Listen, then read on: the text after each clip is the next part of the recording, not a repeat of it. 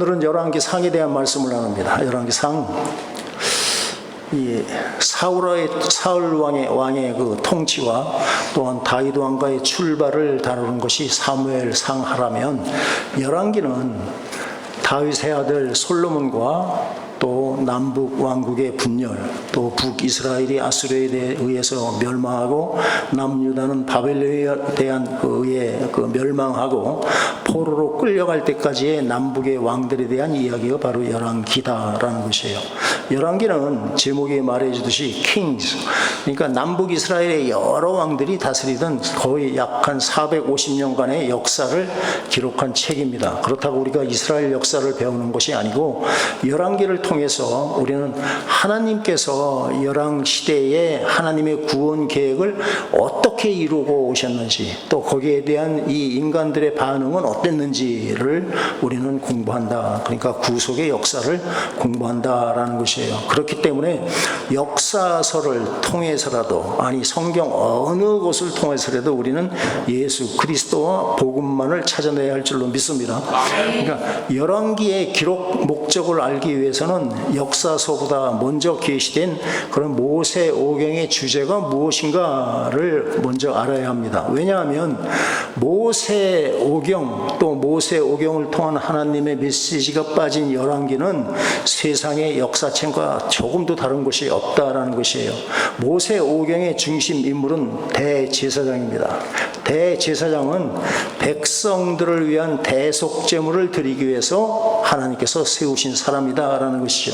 그렇기 때문에 대속제물과 또 대속제물을 하나님께 드려줄 대제사장이 모세 오경의 중심 주제가 되는 것입니다. 그러면 묻습니다. 모든 제사에 드려지는 제물들, 스나 양이나 염소나 모든 제물들, 또 제물을 드리는 대제사장이 누구에 대한 예표라고 여러분들 배우셨습니까? 예수 그리스도에 대한, 예수님 하면 좀 미흡해요. 예수 그리스도에 대한, 메시아에 대한 예표다라는 것이에요. 그러니까 모든 제물과 대제사장은 인자가 온 것은 자기 목숨을 많은 사람의 대속물로 주려 함이라 라고 말씀하신 예수 그리스도에 대한 예표가 되는 것이에요. 그렇다면 열왕기의 중심 인물은 누구라고 생각하십니까? 열왕기의 중심 인물은 Kings, 왕들입니다. 그러니까 왕은 백성을 다스리는 자들입니다. 백성이라는 건 누굽니까? 하나님의 백성들을 다스리는 자가 왕이다. 이 왕들도 역시 만왕의 왕이신 예수 그리스도를 예표하는 인물들인 줄로 저는 믿습니다. 그렇다면 열왕기를 통해서 말씀하시려는 바가 무엇인가는 우리가 분명해집니다. 첫 번째는 여러 왕들이 아브라함과 다윗에게 세워주시는 메시아 언약과 모세를 통해서 말씀하신 그 제사 제도를 그들이 정말 바르게 지키며 내려왔는가를 우리에게 보여주는 것이 바로 열왕기다라는 것이에요. 그러니까 메시아 언약을 보수하고 잘 지키는 사람들, 또 바른 제사를 하나님이 정하신 방법대로 하나님께 드린 그 왕이 다스리던 시대는 예외가 없이 평안하고 바로 흥왕했다, 부족한 것이 없는 하나님의 복을 누리던 시대였다라는 것을 우리는 분명히 알 수가 있습니다. 그러나 거의 대부분의 왕들은 메시아 언약을 망각했고 하나님이 주신 그 제사 제도를 무엇으로 바꿉니까? 우상 숭배로 이게 바꾸치기 해서 결국은 멸망당하는 모습을 우리에게 가르쳐주는 것이 바로 열왕기다라는 것이에요. 또한 열왕기를 통해서 말씀하시는 두 번째 의도는, 인간은 이와 같이 하나님을 등지고 계속적으로 하나님을 배반하는 그런 거짓됨에도 불구하고 하나님께서는 아브라함에게 세워주신 메시아 언약과 또 다윗을 통해 약속하신 왕이 다윗 왕조에 대한 그 언약을 결코 중단하지 않으시고 계속적으로 약속을 지켜나가시는 신실하신 하나님이라는 것을 우리는 열왕기를 통해서 볼 수가 있는 것이에요. 그래서 우리가 역사를 공부한다, 우리 조상들의 삶을 우리가 공부하는 목적이 무엇입니까? 잘못된 것을 고치는 것이에요. 그렇기 때문에 그래서 우리는 좀 더 나은 삶을 살기 위함인데, 이 거짓된 인간들은 잘못을 계속적으로 되풀이했다. 개가 토한 것을 가서 먹는 그런 어리석은 짓들을 했다라는 것을 우리로 하여금 깨닫게 하시는 것이에요. 그럼에도 신실하신 하나님은 하나님의 약속하신 대로, 아브라함과 다윗에게 약속하신 대로 그 언약을 지켜나가시는 것을 우리에게 열왕기를 통해서 말씀을 하고 계신다라는 것입니다. 열왕기 상은 크게 두 부분으로 나눕니다. 1장에서 11장은 바로 다윗이 죽고 솔로몬이 왕위에 올라서 성전을 건축해서 하나님께 봉헌해드리는 그런 내용이 11장까지의 내용입니다. 둘째 부분 12장에서부터 22장까지는 솔로몬의 범죄로 말미암아 하나가 되었던 그 남북 왕국이 남북으로 이렇게 분열 왕국이 되어서 남쪽 유다는 르호보암과 아비암과 아사와 또 여호사밧 왕까지 네 왕이 이렇게 이어지는 역사가 열왕기 상에 기록이 되고, 북쪽 이스라엘은 여로보암 1세로부터 시작해서 8명의 왕, 8번째 왕인 아하시아 왕까지의 역사가 기록되었다.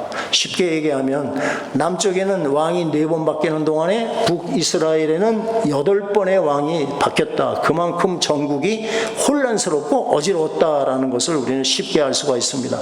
남쪽 유다는 다윗의 왕조가 끊어지지 않고 다윗의 후손들이 계속적으로 왕을 이어갔습니다. 그렇지만 북이스라엘은 같은 기간 동안은 왕을 죽이고 또 왕권을 빼앗는 그런 반란이 악순환 쪽으로 계속되어서 왕조가 완전히 성이 다른 왕조가 4번이나 바뀌는 그런 역사가 기록되어 있습니다.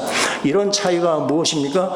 바로 남유다는 북이스라엘 백성들보다 훨씬 더 하나님을 잘 섬겨서 그랬던 것이 아니고, 하나님께서 다윗에게 약속하신 그 하나님과의 언약을 하나님께서 지켜주시는 그 은혜 때문에 남유다는 그렇게 다윗 왕조가 계속되었다라는 것이에요. 사무엘하 7장 16절에 보면 내 집과 내 나라가 내 앞에서 영원히 보존될 것이다. 그리고 내 왕위가 영원히 견고하리라 라고 하나님께서 약속을 했습니다. 이런 구속사적인 맥락에서 열왕기서의 이 중심 주제는 아브라함에게 세워주신 그 메시아 언약과 또한 다윗에게 약속하신 그 왕위가 어떻게 보존이 되고 계승되어 내려왔는가 하는 것을 우리는 중심 주제로 생각을 할 수가 있습니다. 메시아 언약과 왕위, 다윗에게 약속한 그 왕위가 얼마나 중요한가 한번 보십시오. 솔로몬과 후손들이 언약을 버리고 우상을 숭배하자 그가 건축한 성전은 경고하신 대로 문을 닫게 하셨습니다. 아브라함에게 세워진 약속과 다윗에게 약속하신 왕위만은 결코 패하지 아니하시고 지켜주신 하나님의 은혜를 우리는 볼 수가 있다라는 것이에요. 그러니까 이들과 다윗과 맺은 이 언약, 그 다윗의 자손들과 맺은 그 언약이 바로 예수 그리스도에 의해서 성취가 되었다. 내 씨로 말미암아 천하 만민이 복을 얻을 것이다. 내 왕조는 영원하리라 라는 말씀은 바로 예수 그리스도를 통해서 이루어졌다라는 것입니다.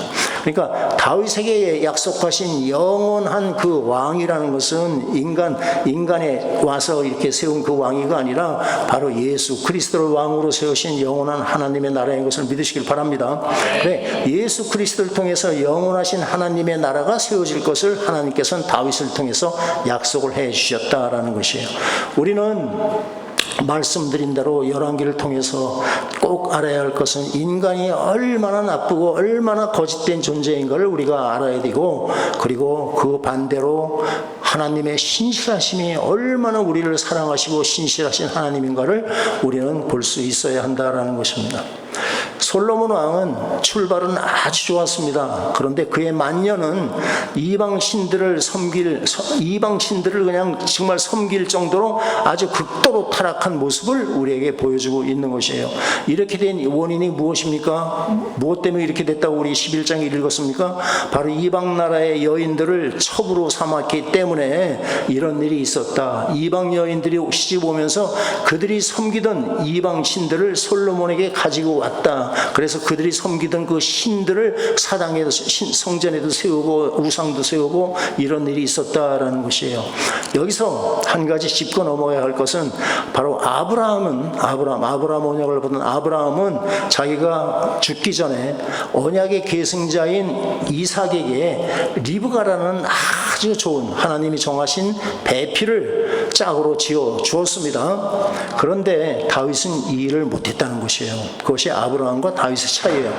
다윗은 솔로몬에게 현숙한 짝 하나님을 섬기는데 아주 그 토양이 좋은 그 아내를 짝 지어주지 못했던 것이에요.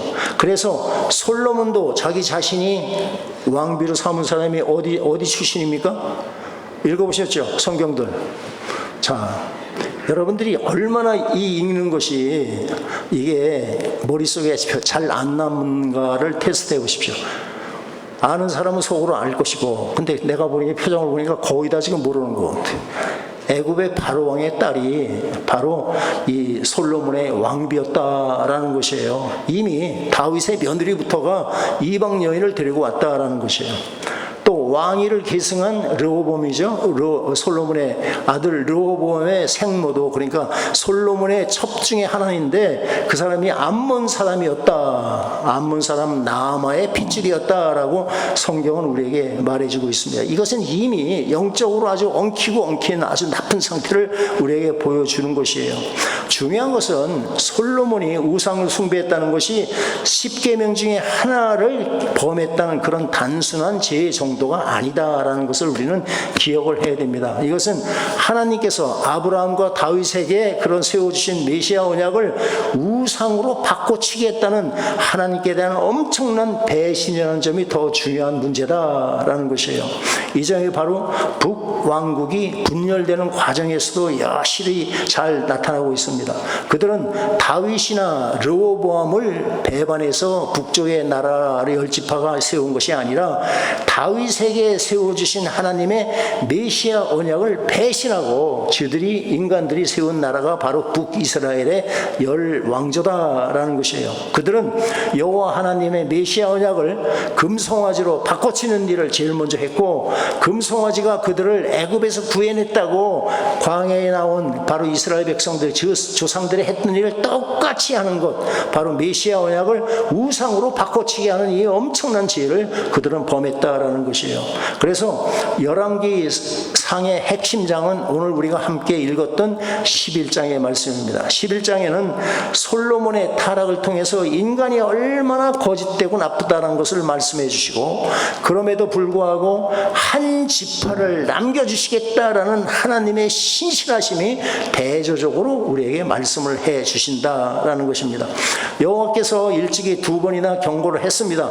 그럼에도 솔로몬은 우상을 숭배하는 데까지 타락하고 말았던 것이에요. 이것은 사울의 불순종보다 더 악한 죄를 범한 것을 우리는 깨달아야 합니다. 결국 하나님께서 뭐라고 그러십니까? 11장 11절에 내가 반드시 이 나라를 내게서 빼앗아 내 신하에게, 내 여로보암에게 주겠다라는 말씀을 하시는 것이에요. 말씀대로 솔로몬이 죽자 그의 신하 여로보암이 열지파와 함께 북이스라엘에 세우는 것을 보여주고 있는 것입니다. 그렇지만 메시아 언약과 다윗의 왕위를 보존하시기로 약속하신 하나님께서는 한 지파를 남겨주시겠다는 말씀을 3번이나 13절, 32절, 36절 3번이나 강조하고 계십니다. 열왕기상 11장 13절 한번 보십시다. 13절 읽습니다. 오직 내가 이 나라를 대하 빼앗지 아니하고 내 종 다윗과 내가 택한 예루살렘을 위하여 한 지파를 내 아들에게 주리라 하셨더라. 아멘. 이것이 바로 신실하신 하나님이 얼마나 이 당신의 약속을 지키는가를 우리에게 보여주고 있는 것이에요. 내 종 다윗을 위해서라는 말씀이 무슨 말입니까? 다윗과 맺은 언약을 지키겠다는 말씀을 지금 하고 계시는 것이에요. 사무엘하 7장에 약속을 하실 때 뭐라고 그랬습니까? 어떻습니까? 그가 만일 죄를 범하면 내와 인생의 채찍으로 징계하려니와 사울에게서 내 은총을 빼앗은 것처럼, 그러니까 사울을 내가 버린 것처럼 그렇게 너희들을 버리지 않겠다, 너희들에게서 빼앗지는 않겠다라는 약속을 하셨거든요. 이것을 신실하게 지키시는 하나님을 우리는 볼 수가 있다라는 것이에요.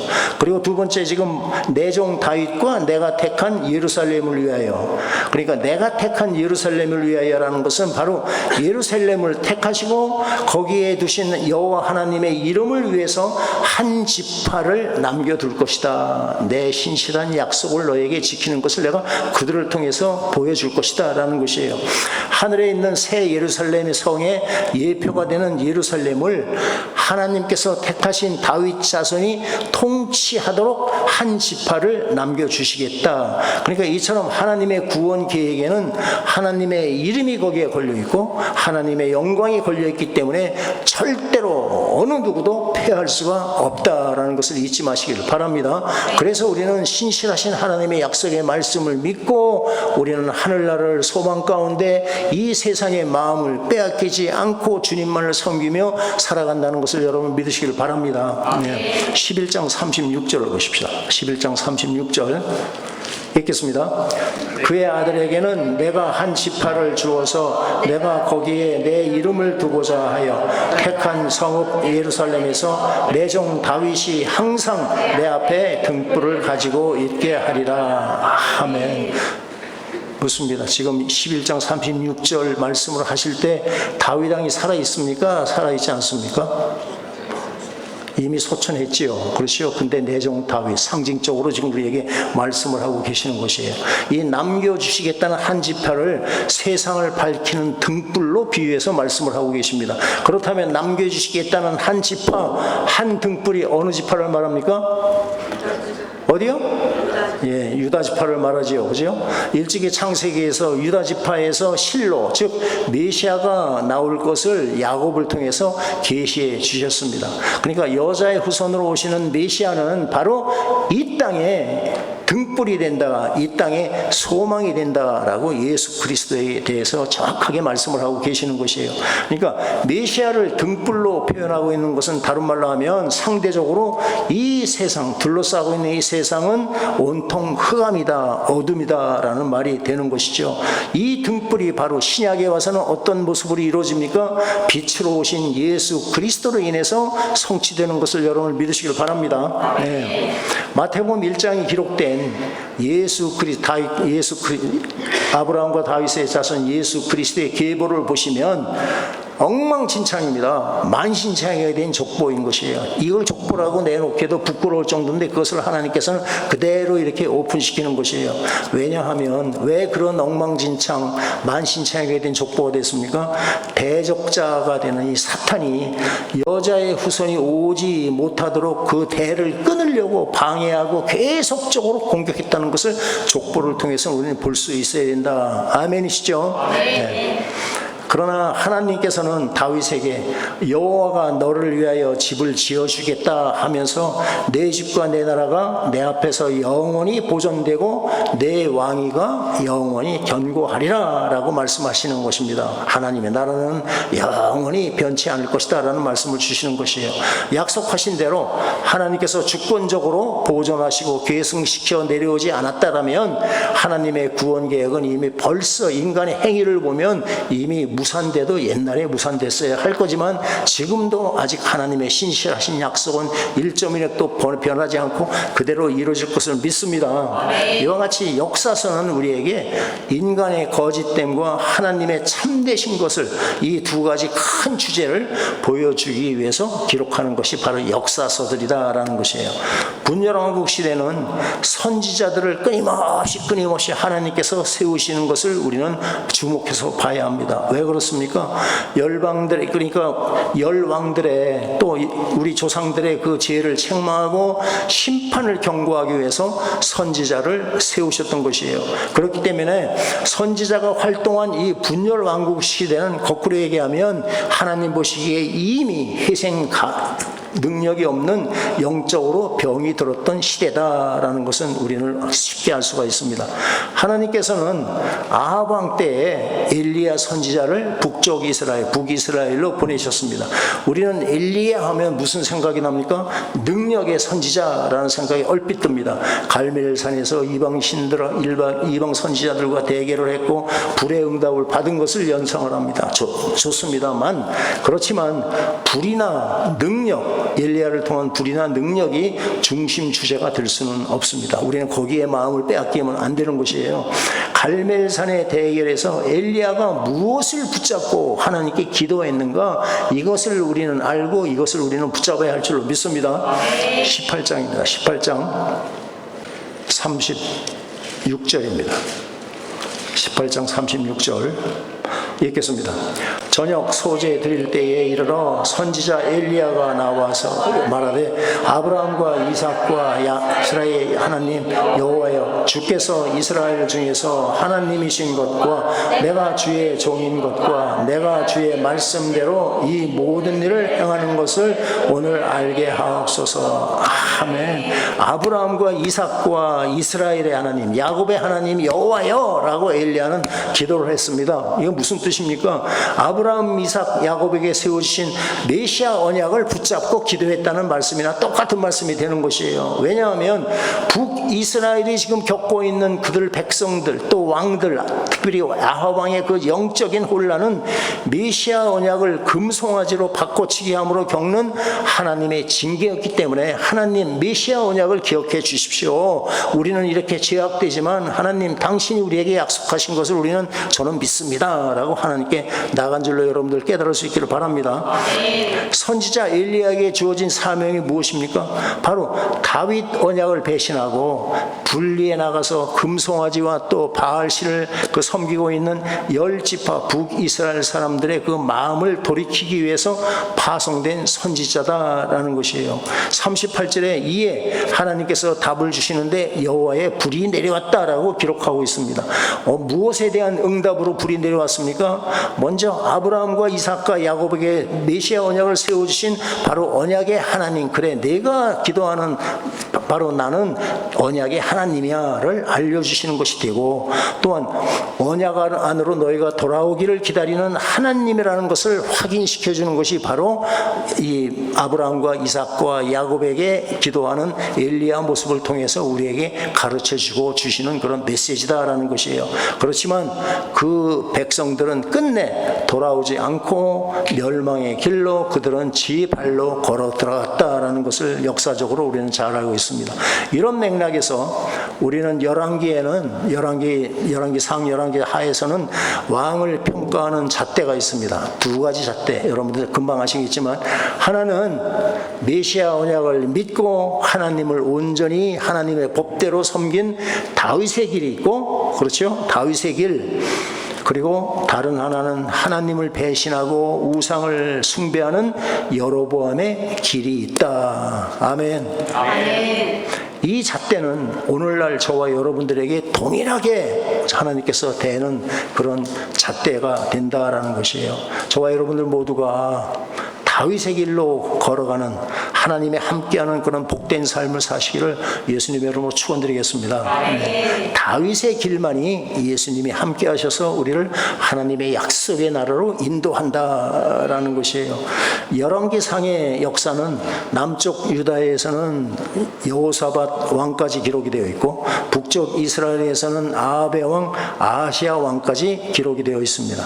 그러니까 남유다의 여호사밧 왕은요, 역사 사학자들은 남유다의 세 왕 아니면 네 왕 중에 한 사람일 정도로 아주 하나님을 사랑하고 선한 왕이었다라고 했지만 부족한 것이 있습니다. 여호사밧 왕은 적군이 쳐들어왔을 때 전 백성들이 금식하며 찬양팀을 앞에 세우고 그 적진을 향해서 돌격하는 그런 믿음을 보였지만 그에게는 영적인 분별력이 없었다라는 것을 우리는 성경을 통해서 알 수가 있습니다. 무엇입니까?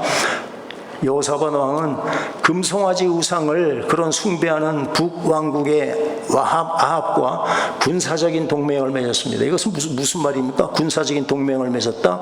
이것은 강대국으로 믿고 하나님을 의지해야 할 왕이 오히려 북이스라엘의 우상 숭배하는 이방신을 믿는 자하고 의지하고 그들에게 동맹을 맺었다. 그리고 더 중요한 것은 아합의 딸을 며느리로 맞이하는 잘못을 저질렀습니다. 열왕기 하에서 보면 알겠지만 이 일로 말미암아 바알 신이 유다 왕족들 가운데 깊숙이 침투하게 되어서 여호사밧 뒤를 계승한 아들 요람 왕과 손자 아하시야 왕을 타락시키고 급기야는 다윗의 씨가 진멸되는 그런 일까지 겪게 만들었다. 이것이 바로 여호사밧 왕과 같은 그런 정말 하나님을 사랑하는 왕도 영적 분별력이 부족했기 때문에 그런 잘못을 저질러서 후대가 그런 피해를 입는다라는 것이에요. 대부분의 왕들은 여호와 보시기에 악을 행했다라고 기록을 하고 있습니다. 참 이상한 것은 선한 왕으로 시작한 사람도 여호사밧 왕도 마찬가지지만 선하게 시작하는 왕도 마지막까지 믿음을 지키지 못하는 것을 우리는 성경을 보면 알 수가 있습니다. 근데 그것이 저와 여러분들의 모습이 아닐까라고 생각을 해봅니다. 사단의 역사가 그만큼 엄청나다라는 것이에요. 여러분들이 이렇게 오늘같이 나와서 찬양을 하고 하나님을 예배하는 것, 이것이 하나님의 은혜가 없으면 절대 불가능하다는 것 아시죠? 네. 그래서 우리는 하나님께 감사하는 겁니다. 그렇다면 역사서가 우리에게 어떻게 적용이 되어야 합니까? 첫 번째는 왕들이 타락한 것과 백성들이 부패를 통해서 저와 여러분들 스스로의 죄성을 볼 수 있어야 된다. 그들의 모습이 지금 나의 모습과 겹치는 부분이 너무나 많다는 것을 여러분들 나름대로 찾아내시기를 바랍니다. 그것이 묵상해야 할 포인트다라는 것이에요. 둘째는 이방신을 섬기는 그들의 배신을 통해서 인본주의적인 변질된 복음을 선포하는 현대 교회의 실상을 우리는 발견할 수 있어야 한다라는 것입니다. 우리 모두가 변질된 복음을 회개하고 참 복음, 십자가 복음 앞으로 돌아갈 수 있기를 예수님으로 부탁을 드립니다. 십자가 복음만이 우리에게 구원을 주시는 하나님의 능력인 것을 믿으시길 바랍니다. 강대상에서 아무리 훌륭한 참 듣기 좋은 교훈적인 얘기해도 그것은 예수님과 우리의 관계와는 아무런 상관이 없는 것이에요. 예수님만이 우리에게 구원을 주시는 생명의 메시지라는 것을 잊지 마시기를 꼭 부탁을 드리겠습니다. 우리는 여자의 후손으로 오셔서 십자가의 고난을 감당하심으로 나를 구원하시는 예수를 온전히 믿고 따르고 있는지를 우리는 수시로 점검해 봐야 하는 것입니다. 우리가 자꾸 매너리즘에 빠집니다. 신앙생활 하면서 어제도 오늘과 똑같고 오늘도 내일과 똑같은 그런 진전이 없는, 죄송하지만 찬양이 내가 계속 듣던 찬양과 다르다고 쭉 빠지는 것, 이건 좋은 거 아닙니다. 하나님을 찬양하는 모습이 보이고 하나님을 찬양하는 그 찬양이라면 우리는 내 생각을 다 내려놓고 나는 올인하고 여러분들이 찬양을 할 수 있기를 예수님으로 꼭 부탁을 드리겠습니다. 또한 이 땅의 편한 삶을 위해서 겉으로는 예수를 믿는 척하지만 실상은 예수가 아닌 세상신을 섬기고 있지는 않은지 우리는 수시로 점검해 봐야 한다. 소위 얘기하는 기복주의 신앙, 성공지상주의, 번영신학이 바로 예수를 가장한 세상신들을 섬기는 것이에요. 만몬신을 섬기는 것이다. 바알신을 섬기는 것이다 라는 것을 잊지 마시기를 바랍니다. 우리는 예수 믿는 것, 구원을 위해서 정말 이 땅에서 아무리 힘들어도 주님만을 믿고 따르겠습니다 약속하며 나가는 것이지, 예수 믿고 잘 먹고 잘 살고 예수 믿고 내 자녀들이 이 세상에서 출세하고 이러기 위해서 우리가 예수 믿는 게 절대로 아닙니다. 속지 마시기를 바랍니다. 네. 하나님께 순종하는 사람은 이 땅의 아름다운 소산을 먹이리라. 아멘이시죠? 이사야 1장 19절 말씀합니까?